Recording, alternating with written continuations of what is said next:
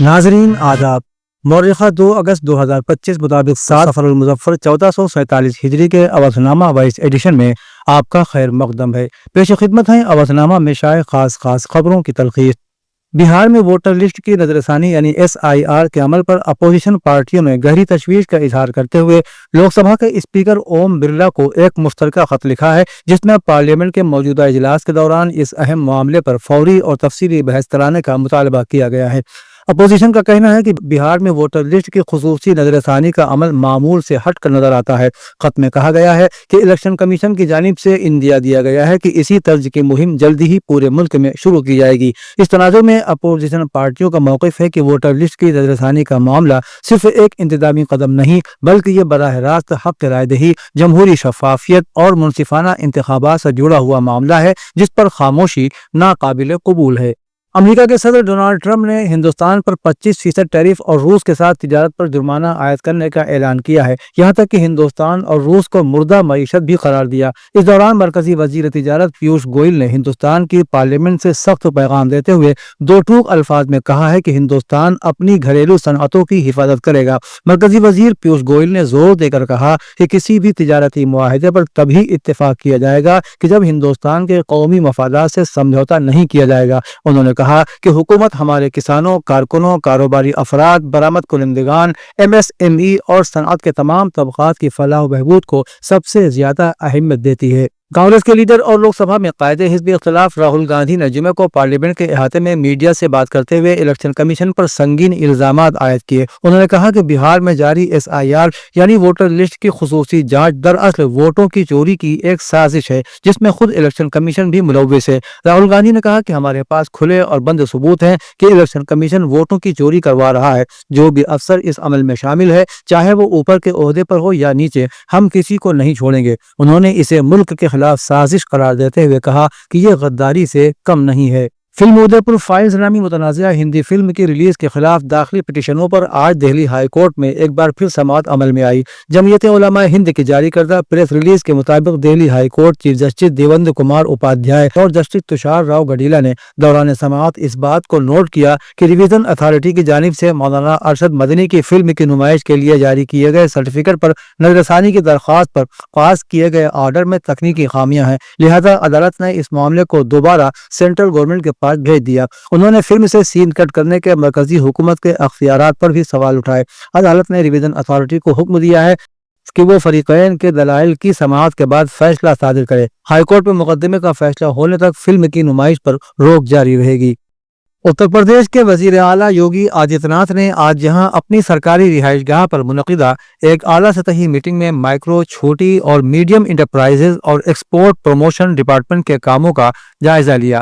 وزیر اعلیٰ نے کہا کہ ریاستی حکومت نے جوتے، چمڑے اور نان لیدر مینوفیکچرنگ سیکٹر کو عالمی مقابلے کے لیے تیار کرنے کی سمت میں ٹھوس اقدامات شروع کر دیے ہیں۔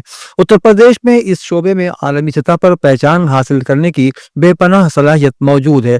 ریاست کے روایتی ہنر، تربیت یافتہ افرادی قوت، خام مال کی کثرت اور آگرہ، کانپور اور اناؤ جیسے مضبوط صنعتی مراکز کی موجودگی کے پیش نظر ایک جامع، عملی اور نتیجہ خیز پالیسی بنانے کی ضرورت ہے۔ چیف سیکرٹری SP گوئل نے آج ودھان بھون کے سامنے منعقد ہونے والے یوم آزادی 2025 کی تقریب کی تیاریوں کا تفصیلی جائزہ لیا اور متعلقہ افسران کو ضروری ہدایات بھی جاری کی۔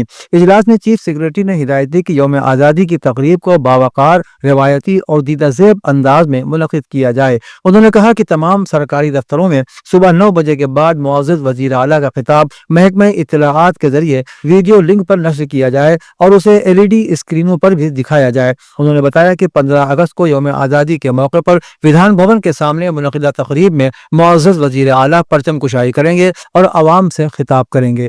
آل انڈیا محمدی مشن کی جانب سے مفتی ابوالعرفان میاں فرنگی محلی کی سرپرستی اور سید اقبال ہاشمی کی صدارت میں مشن کے کیمپ آفس تالکٹورا میں غریب، بیوہ، معذور، ضرورت مندوں کو ہر مہینے کی طرح اس مہینے بھی وظیفہ تقسیم کیا گیا۔ مفتی ابوالعرفان نے اس موقع پر اپنے خطاب میں کہا کہ اسلام میں عبادت کے ساتھ حقوق العباد کی ادائیگی پر بہت زور دیا گیا ہے اور اللہ تعالیٰ کا قرآن مجید میں ارشاد ہے کہ متقی وہ ہے جو اللہ تعالیٰ کی دی گئی نعمتوں کو لوگوں پر تقسیم کرتا ہے۔ نبی کریم صلی اللہ علیہ وسلم کا ارشاد ہے کہ اللہ تعالیٰ نے جو کچھ مجھ کو عطا فرمایا ہے وہ میں اس کے بندوں کو بانٹتا ہوں اور اس کو فضول جمع نہیں کرتا۔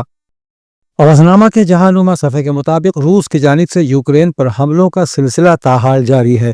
बैनुल-अक़वामी खबर रसा इदारे की रिपोर्ट के मुताबिक यूक्रेन के दारुल हुकूमत कीव पर रूसी ड्रोन हमले में 28 अफराद हलाक जबकि 150 से ज़्यादा जख्मी हो गए हैं। वाज़ेह है कि अमरीकी सदर डोनाल्ड ट्रंप ने रूस यूक्रेन जंग खत्म करने की डेडलाइन दे दी है। उनका कहना है कि 8 अगस्त तक जंग खत्म करने का मुआहिदा ज़रूरी है। अगर रूस ने पेशरफ्त न की तो अमरीका 10 दिन के अंदर रूस पर मजीद माशी इक़दामात करेगा। अमरीकी सिफारतकार जॉन केली का कहना है कि जंगबंदी और पायदार अमन जरूरी है। दूसरी तरफ डोनाल्ड ट्रंप की जानिब से जंग रोकने के लिए दी गई डेडलाइन के बाद रूस ने यूक्रेन पर हमले तेज कर दिए हैं।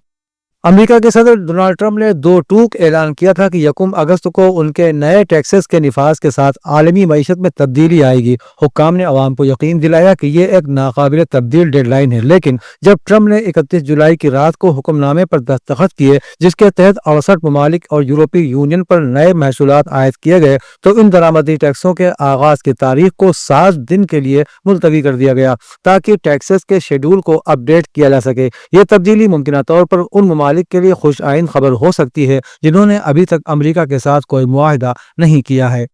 रिपब्लिकन नुमाइंदा मार्जरे टेलर ग्रीन जो पहली रिपब्लिकन कानून साज बन गई हैं, उन्होंने तल अवीव की अमरीकी हिमायत पर तनकीद की है और सवाल उठाया है कि क्या अमरीकी टैक्स दहिंदगान के पैसे इसराइल के इस कत्ले आम के लिए इस्तेमाल होने चाहिए जिसमें दसियों हजार शहरी बशमूल फलस्तीनी और मसीही हलाक हो चुके हैं। ग्रीन ने एक पोस्ट में लिखा, क्या मासूम इसराइली जिंदगियां मासूम फलस्तीनी और मसीही जिंदगियों से ज्यादा कीमती हैं और अमरीका को इस कत्ले आम की माली मुआवजत क्यों जारी रखनी चाहिए। उन्होंने कहा कि इसराइल की नेतन्याहू हुकूमत फलस्तीनियों को उनके घर बार से मुनज़्ज़म तरीके से निकालने की मुहिम चला रही है। रिपब्लिकन नुमाइंदा ने कहा कि अगर आप एक अमरीकी मसीह हैं तो ये आपके लिए बिल्कुल नाकाबिल कबूल होना चाहिए। अवधनामा में शाया मज़ामीन को मुकम्मल तौर पर पढ़ने के लिए अवधनामा.com पर विजिट करें।